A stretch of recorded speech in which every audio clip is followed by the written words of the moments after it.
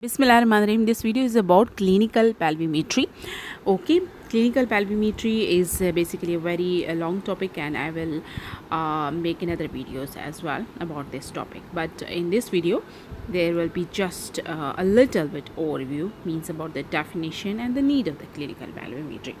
Okay, so first thing which is very important is that of the definition of the clinical pelvimetry. Okay, all of you should know how to define clinical pelvimetry, and the detailed procedure, detailed steps to demonstrate clinical pelvimetry will be shown in the next video. So what is the definition of the clinical pelvimetry? It is the subjective assessment of dimensions and capacity of adult female bony pelvis in relation to the vaginal birth of the baby.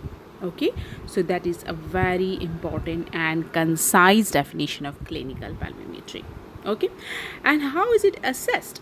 It is assessed by two fingers. Okay, by two fingers techniques we do clinical pelvimetry, although we can use fist as well, but basically two fingers are used for assessment.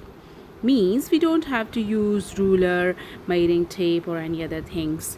Just remember, two fingers. You should know how to assess by two fingers. That is what we will learn in the clinical pelvimetry.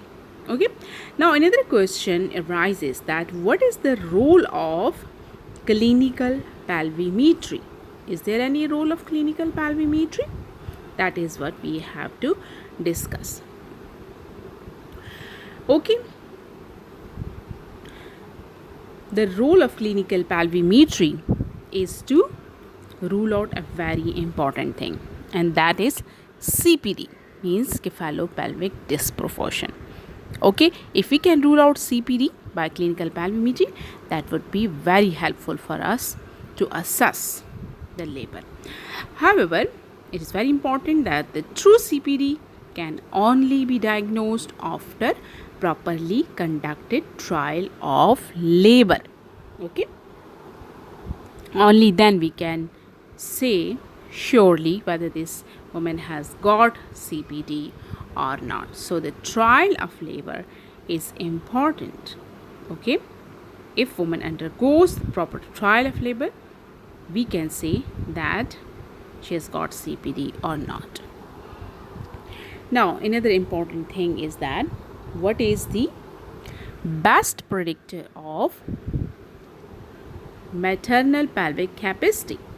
Okay, how can we say that this maternal pelvis has got adequate capacity?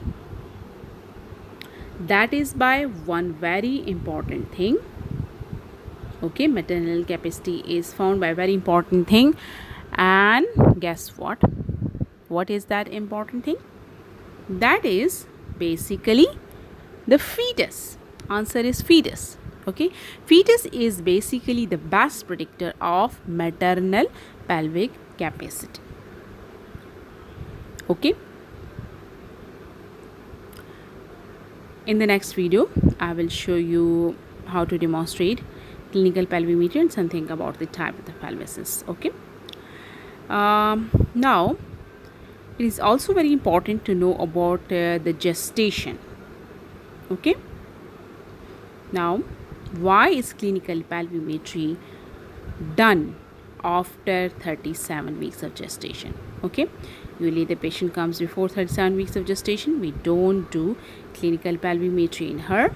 Clinical pelvimetry is done after the term pregnancy. Why is clinical pelvimetry done after 37 weeks of gestation? The answer is that basically the soft tissue of perineum are more distensible. Okay, secondly, it is more accurate at 37 weeks of gestation, and thirdly, it is less uncomfortable for mother. Okay, so that is the basic answer of why this